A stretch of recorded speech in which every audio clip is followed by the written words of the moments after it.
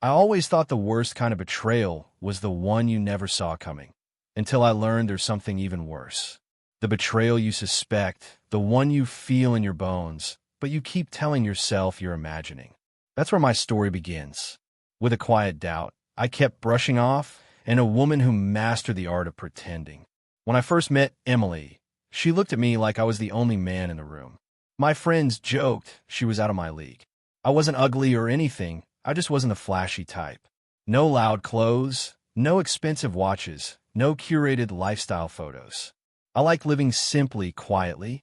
People assumed that meant I didn't have much money. They were wrong, and I preferred it that way. I inherited my father's company after he passed, a large construction and investment firm. But I stayed behind the scenes, choosing to run operations rather than be the face of it. The public saw the CEO, my appointed executive, as the owner, and I never corrected it. I built my life on the principle that the people worth keeping would treat me the same, whether I was wealthy or not. Emily treated me like a king, at least in the beginning. She laughed too hard at my jokes, touched my arm when she talked, and acted fascinated when I shared quiet stories about my childhood. At the time, I thought we were blending naturally, that she connected with me because of who I was, not what I had. But now, looking back, every moment feels calculated. Every smile had weight. Every compliment a motive. I just didn't see it yet. We married a year after we met, and for a while, everything seemed normal. We argued. We made up. We planned a future. But little things kept bothering me. She always asked about the company, never the people, never the work, just questions like, so how much does a company like that bring in? Or, are you sure your boss appreciates you? My boss. I never corrected her assumption. Something in me liked staying invisible, safe. Then, one night, about 6 months into the marriage, something shifted. It was around 10:30 p.m. Emily was on her phone, smiling down at her screen in a way that didn't feel casual. When I asked who she was talking to, she just said, a friend from work, then tilted her screen away. The next morning, she left earlier than usual. No kiss goodbye. That was the first time I felt it, that quiet doubt tightening around my ribs. But I didn't want to be that husband, the paranoid one, the clingy one. So I kept my mouth shut, choosing instead to watch. She started dressing differently for work, with more makeup and tighter clothes. She began ignoring my texts until late afternoon. She came home with excuses that were a little too polished. Meetings ran long. She was helping a coworker. Traffic was bad. I wanted to believe her. God, I tried. But then came the moment that locked everything into place. One Friday evening, she walked through the door smelling like cologne. Not mine. She didn't notice it. Or maybe she didn't care. She tossed her purse on the counter, didn't even look at me, and said with a tired sigh, work was exhausting. But her eyes weren't tired. They were bright, energized, almost glowing. My heart dropped. Something deep in me whispered, she's not coming home from work. She's coming home from someone. Still, I said nothing. Not yet. Instead, I did something that would change everything. I leaned into the role she thought I played. The quiet husband, the modest worker, the man who didn't ask questions. And that was when the real side of her began to surface. At first, it was small comments. You should push harder at your job. Maybe you're just not ambitious enough. Don't you want to provide a better lifestyle? Better lifestyle. She started comparing us to other couples, subtly, then not so subtly. Sarah's husband just bought her a new car. Kim's husband pays for her spa days. Maybe if you earn more. Every comparison felt like a needle. But I stayed calm, controlled, observant. I wanted to see how far she'd go. The answer? Much farther than I imagined. One evening, she came home excited, almost giddy, and told me her company had a special leadership dinner coming up. Employees could invite a spouse or partner.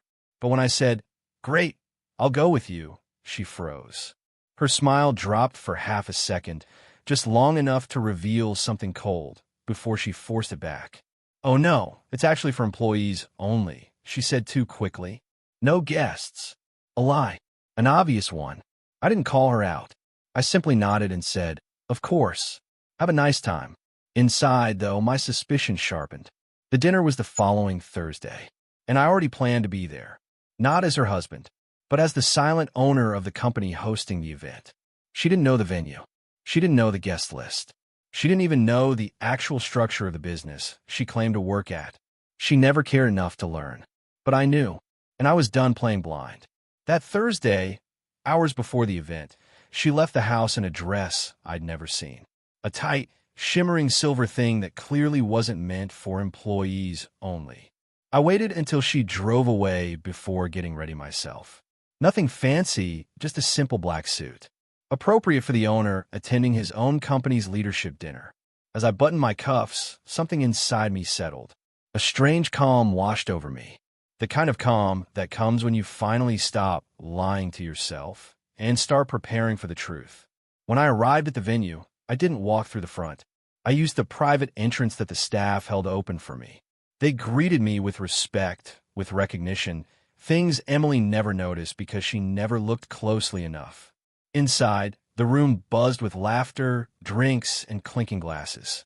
And then, across the room, I saw her. Emily, laughing, leaning into a man I recognized as one of our mid-level managers. Her hand on his forearm, his hand on her waist. I stood still, the air tightening around me. She wasn't just cheating. She was cheating up, or so she thought. But she hadn't met the real owner yet. Not until tonight. I didn't approach her right away. I wanted to observe, to see who she became when she thought I wasn't watching. It was strange, almost surreal, standing in that room, knowing every person there knew me, except my own wife. She thought she was safe. She thought she blended into the crowd. She thought she could flirt her way up the corporate ladder with a man who looked like he held power. But I held all of it. I watched as she tossed her hair and laughed at jokes that weren't funny. She kept touching the manager's chest when she talked, leaning in like she was whispering secrets. He looked uncomfortable, even a little embarrassed, but he didn't push her away. Why would he? To him, she was just another overly eager employee. But to me, she was a stranger wearing my wedding ring. My executive, Mark, spotted me before she did. He crossed the room with a nervous smile. "Sir, you made it," he said quietly. "Wouldn't miss it," I replied, eyes still on her. He followed my gaze, and the moment he realized who I was staring at, his face went pale. "Is that your wife?" he whispered. I nodded once. He exhaled sharply. "Sir, I swear, I didn't know she was—" "I'm not here to lecture you," I said. "Just keep things running smoothly." Mark nodded and walked off, giving me space. I stepped back into the corner, blending into the dark. I wanted to see how far Emily had planned to go with this show. I wanted to see the version of her that didn't belong to me, the one she hid behind excuses and tired smiles. It didn't take long. Her coworker offered her a drink. She giggled, accepted it, and took a sip before leaning closer to him and saying something I couldn't hear. Whatever it was, it made him stiffen awkwardly. Then she touched his thigh. My jaw tightened. Still, I stayed where I was. This wasn't the moment. Not yet. After a few minutes, he excused himself and left her alone at the table. She rolled her eyes and muttered something under her breath, then grabbed her phone. Her reflection in the screen caught a glint of disappointment. Was she upset he wasn't making a move? Or that she hadn't found someone with more authority? Either way, her night was about to get very different. A staff member signaled the start of the formal portion of the event. Guests moved toward the main stage and gradually took their seats. Emily lingered near the back, scrolling her phone, unaware that she was about to learn a truth she never saw coming. I waited until the room settled before stepping toward the stage entrance. A few employees straightened their posture when they saw me, some nodding respectfully, some whispering. Emily remained oblivious, still texting, still confident that her little world was untouched. Then the speaker on stage tapped the microphone. "Ladies and gentlemen, before we begin tonight's program, the owner of the company has arrived. Please welcome." Emily glanced up lazily. Then she froze. Her eyes locked onto me as I walked out from behind the curtain. Her lips parted slightly. Her face drained of color. The phone slipped a little in her hand. She blinked once, twice, like she was trying to process a glitch in reality. I didn't look at her. Not yet. I simply stepped up to the microphone with a calmness I didn't feel. "Thank you all for being here," I said. "Tonight is about recognizing the people who make this company what it is. I'm grateful for your hard work and dedication. I spoke smoothly, steadily. I'd rehearsed this type of speech many times before. But inside, I could feel her gaze burning into me, a mixture of confusion and dread twisting inside her. I finished the brief announcement and stepped away from the mic. The room clapped politely. As I exited the stage, I finally glanced toward the back. Emily stood completely still. Her eyes were wide, and for the first time in our marriage, she looked genuinely afraid. Good, because reality was only beginning to unfold for her. She didn't chase me immediately, which surprised me. She stayed frozen, processing everything. My suit, my authority, the way employees greeted me with respect. She wasn't dumb. She was connecting dots quickly. After a few minutes, she slipped out of the main room. I followed.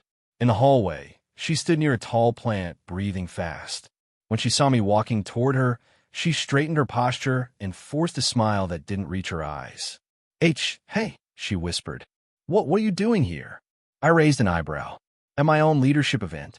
She swallowed hard. That's not what I meant, she said quietly. You're the owner? I didn't answer. I just watched her. She rushed toward me as if trying to close the distance would somehow fix something. Why didn't you tell me? She whispered, panic seeping in her tone. Why would you hide something like that? My voice came out calm. The same reason you hid things.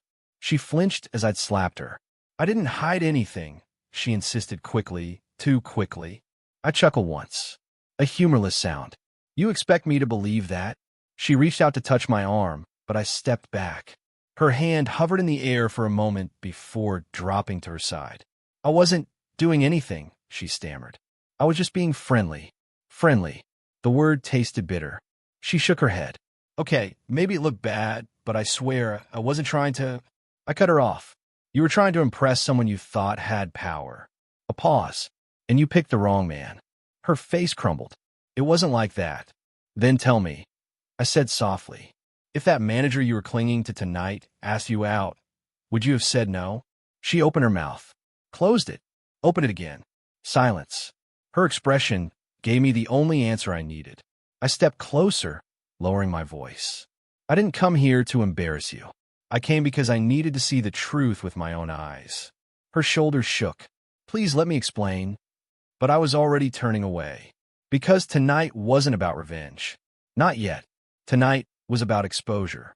And the real reckoning would begin when we got home. The car ride home was suffocatingly silent. Emily sat turned slightly toward the window, pretending to look outside. Though her reflection told the truth, she was staring at me, waiting for me to speak, waiting for some clue about how much damage she had just caused. I said nothing. My hand stayed steady on the wheel. My breathing is calm. My face is unreadable. That scared her more than yelling ever could. When we pulled into the driveway, she rushed out of the car before I could even open my door. She waited on the porch, wringing her hands like a child caught stealing. Inside, she followed me into the living room and spoke before I could sit down. Please, she whispered, just hear me out. I took my time lowering myself into the chair. Go ahead. She exhaled shakily. I didn't know who you were at the company. I swear. You never told me. You never asked. She froze. I leaned back. You assumed because of my clothes, my car, the way I lived simply that I wasn't much. You assumed you could do better.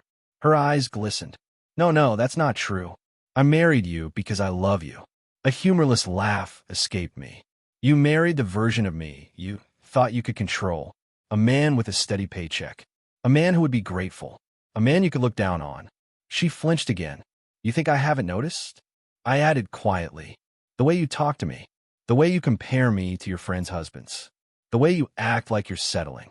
I wasn't settling, she whispered. I just didn't know you were successful. You mean powerful, I corrected.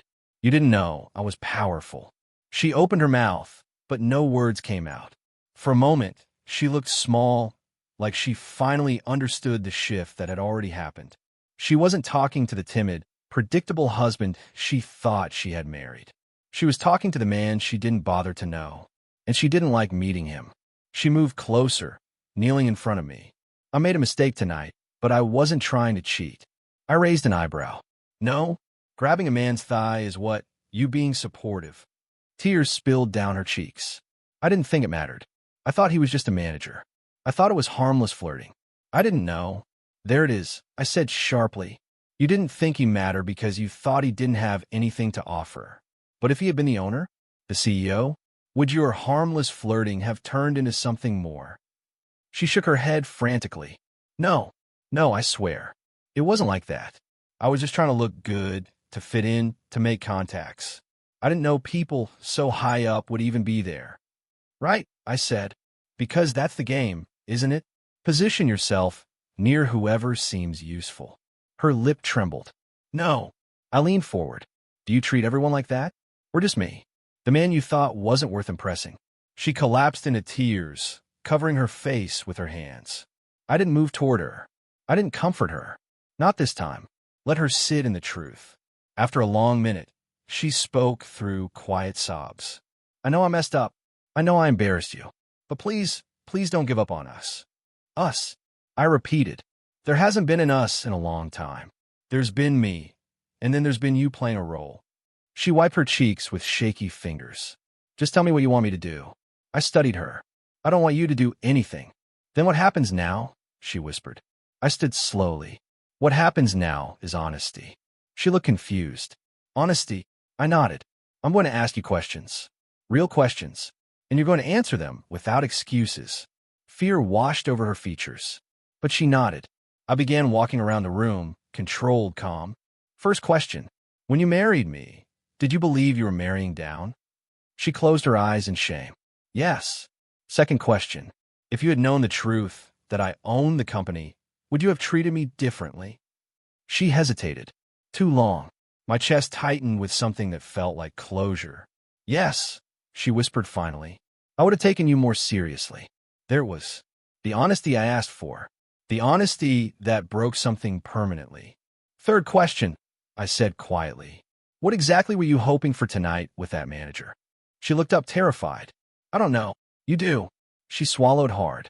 I just wanted him to notice me, to think I was confident, to maybe get opportunities or attention, or validation. She nodded, crying harder. I exhaled slowly. Emily, do you even like me? The real me? She covered her mouth, as if the answer itself would hurt us both. But then she looked at me with an empty kind of sadness. I don't know. The words hit like a physical blow. Not anger, not betrayal, just truth. Cold, simple, undeniable truth. I let the silence settle, heavy and unforgiving. Finally, she whispered, What do you want to do? I looked at her for a long moment. I want space, I said, and I want honesty from you. No more pretending. No more games. No more acting like you're the prize in this marriage. She exhaled shakily. Are you leaving? Not yet, I said, but things won't go back to the way they were. She broke down again, but I didn't move. I walked past her, heading toward the hallway. As I reached the bedroom doorway, I paused. Emily. She looked up from the floor, eyes red, mascara streaked. Tonight wasn't about the company, I said. It was about seeing who you are when you think I'm no one. Her shoulders shook. I'm sorry. I'm so sorry. But apologies didn't change character. And for the first time in our relationship, she realized I wasn't the one she could manipulate anymore. I wasn't the man she married. I was the man she never bothered to discover. And that terrified her, because she knew I had the power now. Not financial power, not corporate power, personal power. The kind of woman can't lie her way around. The kind that makes her realize she's no longer in control of the story. And that story was only just beginning. The next morning didn't feel like morning at all. It felt like the aftermath of something irreversible. Emily barely slept. I could tell from the way she moved through the house, slow, careful, like any sound might trigger another collapse. She kept looking at me as if I had shifted into someone unfamiliar overnight. In reality, I hadn't changed. I had simply stopped hiding. I was making coffee when she finally spoke again. I didn't sleep, she said quietly. I figured. She hesitated near the counter. Are we okay? That question lingered in the air longer than it should have, because it assumed something I wasn't ready to confirm. I don't know, I said honestly. That depends on what you think okay means. She nodded slowly, absorbing that. I keep thinking about last night. So do I. She flinched slightly, expecting judgment. But I wasn't angry anymore. Anger burns fast. What I felt now was clarity. She sat at the table, folding her hands tightly. "I didn't recognize you at the company," she said again, almost as if repeating it would soften the truth. "You look different." "No," I corrected gently. "I look the same. You just never looked closely." That landed harder than any accusation. She lowered her gaze. A long silence followed, the kind that forces people to confront everything they've been avoiding. Finally, she spoke again. "I think I got used to assuming things about you," she admitted. "About your job, about your life." I filled in the blanks without asking. I leaned against the counter. "And what did those blanks tell you?" She hesitated. "That you were safe, predictable, not someone who would ever surprise me." A faint, humorless smile crossed my face. That's the thing about assumptions. They make people feel comfortable right up until they're wrong. She nodded slowly, tears threatening again, but not falling this time. "I don't want to lose you," she said quietly. I studied her for a long moment, not as a husband now, but as someone evaluating truth without emotion clouding it. "I'm not asking you to leave," I said finally. "And I'm not saying I'm leaving either. But something broke last night, and I'm not going to pretend it didn't." Her voice trembled. "Can it be fixed?" That question deserved honesty. "I don't know," I said, "but it can't be repaired with panic, or apologies, or fear of consequences." She nodded, absorbing that like a lesson she didn't want but needed. I set my coffee down and looked at her directly. "If we continue this," I said, "it won't be the same marriage you thought you were in. There won't be assumptions. There won't be shortcuts. And there definitely won't be secrecy." She swallowed hard. "And if I can't do that?" I didn't answer immediately, because that was the real question. Not about love, not about betrayal, but about who she chose to be when she wasn't performing. Finally, I said, "Then we accept that honestly too." That word again. Honestly. The thing she avoided until it cost her comfort. She nodded, wiping her eyes. "I understand. But understanding and change are different things." Over the next few days, something subtle shifted in the house. She stopped pretending, stopped performing. The constant comparisons disappeared. The subtle digs at my career stopped entirely. It was as if she was finally seeing me without filters for the first time. But trust doesn't rebuild on silence alone. It rebuilds on consistency. And I wasn't rushing anything. One evening, as we sat in separate corners of the living room, she broke the quiet again. "I saw the manager today," she said. I looked up, and he looked uncomfortable around me, she admitted, like he knew something had happened. I nodded slightly. "He does." Her eyes widened. "You told him?" "I didn't need to," I said calmly. "People talk, and people remember who they were seen with when they thought no one important was watching." She looked down, ashamed again. But this time she didn't spiral. She just accepted it. A small shift, but a real one. Later that night, she came to sit beside me for the first time since everything happened. No forced closeness, no performance, just presence. "I don't expect forgiveness right away," she said quietly. "That's good," I replied, "because that's not how it works." She gave a faint, tired nod. "I just want to do better, if you'll let me." I looked at her for a long time. Not the version of her from before. Not the version that chased validation or misread value. But the version sitting here now, stripped of certainty, forced into honesty. "We'll see," I said finally. Not closure. Not forgiveness. Just a possibility. And for the first time in a long time, there was no pretending between us. Just truth. Raw, uncomfortable, and real. And sometimes that's where rebuilding actually begins. If you want more real, emotionally intense stories about betrayal, hidden truths, and unexpected justice, subscribe to Deception Diaries. Because some truths don't just change relationships. They change people.